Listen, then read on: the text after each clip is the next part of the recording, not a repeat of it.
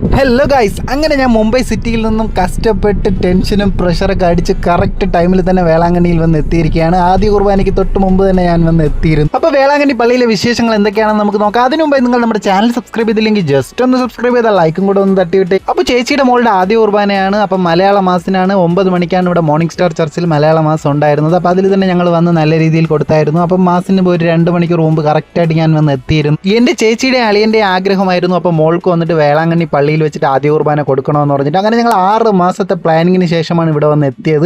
കാരണം എല്ലാവരും ലീവിന് നാട്ടിൽ വന്ന് എത്തണമല്ലോ. അങ്ങനെ വന്ന് എത്തിയപ്പോഴാണ് എനിക്ക് അത്യാവശ്യമായിട്ട് മുംബൈയിൽ പോകേണ്ടി വന്നത്. അങ്ങനെ ഞാൻ മുംബൈയിൽ പോയി എങ്ങനെയൊക്കെയോ തീർത്ത് വെച്ചിട്ട് അവസാനം ഓടിച്ചാടിയാണ് ഇവിടെ വന്നത്. അപ്പോൾ ഇവിടെ അത്യാവശ്യം നല്ലൊരു ഹോട്ടൽ ഉണ്ടായിരുന്നു, ദ്രാവിഡ ഹോട്ടൽ എന്ന് പറഞ്ഞിട്ട്. അവിടെ വെച്ചാണ് അപ്പോൾ ഞങ്ങൾ കേക്ക് കട്ടിങ്ങും ഫുഡൊക്കെ കഴിച്ചത്. അപ്പം ബ്രേക്ക്ഫാസ്റ്റാണ് ഇവിടെ നിന്ന് ഞങ്ങൾ കഴിച്ചത്. ഇനി ലഞ്ചിനുള്ള ഫുഡ് ഞങ്ങൾ ഓർഡർ ചെയ്തിട്ടുണ്ട്.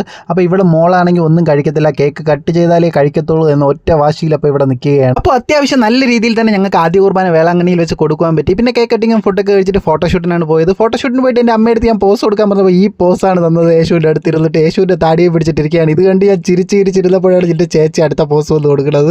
എന്തോ കല്യാണത്തിന് ഫോട്ടോഷൂട്ട് എടുക്കുന്ന പോസാണ് എൻ്റെ ചേച്ചി കൊടുത്തോണ്ടിരിക്കുന്നത്. അടുത്ത് നമ്മൾ ആദ്യ കുർബാനക്കാരെയാണ് ഇതിൻ്റെ അടുത്തുകൊണ്ട് ഇരുത്തിയത്. അവളാണെങ്കിൽ ഈ നോട്ടത്തിൽ എന്താണെന്ന് എനിക്ക് മനസ്സിലാവുന്നില്ല. അകലെ ഒരു നോട്ടമാണ് അവളെ യേശുവിനെ നോക്കിക്കൊണ്ടിരിക്കുന്നത്. സത്യം പറഞ്ഞാൽ ലാസ്റ്റ് 2 ദിവസമായിട്ട് ഞാൻ ഉറങ്ങിയിട്ടില്ല. കാരണം ഈ ടെൻഷനും പ്രഷറും കാരണം ഇവിടെ വന്ന് എത്താൻ പറ്റുമോ ഇല്ലയോ അങ്ങനെയുള്ള ഒരു ടെൻഷനിലായിരുന്നു ലാസ്റ്റ് 2 ദിവസവും. പക്ഷേ അവസാന സമയം ഞാൻ വന്ന് എത്തിയായിരുന്നു. വീണ്ടും ഞങ്ങളപ്പോൾ അടുത്ത ഫോട്ടോഷൂട്ടിൻ്റെ സ്ഥലം നോക്കി ഞങ്ങൾ കുടുംബത്തോടെ നടക്കുകയാണ്.